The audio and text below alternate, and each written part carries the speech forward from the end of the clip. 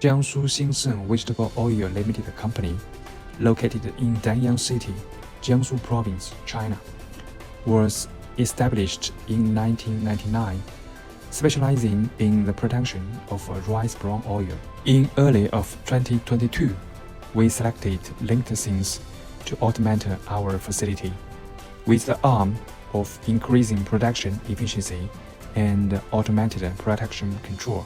Things has very strong technical strengths to help us achieve visual management of production, which is exactly what we need.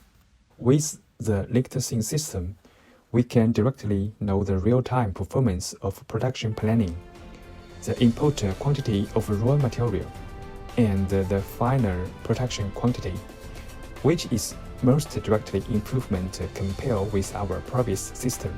We have solved real-time monitoring of production quantity, inventory quantity, and sales quantity with the help of Things. In terms of production, we will further cooperate with Things to realize online control and management of production. With the Things system, we have already produced more than 20,000 tons rice bran oil. Thanks, Things, a good partner and a good supporter.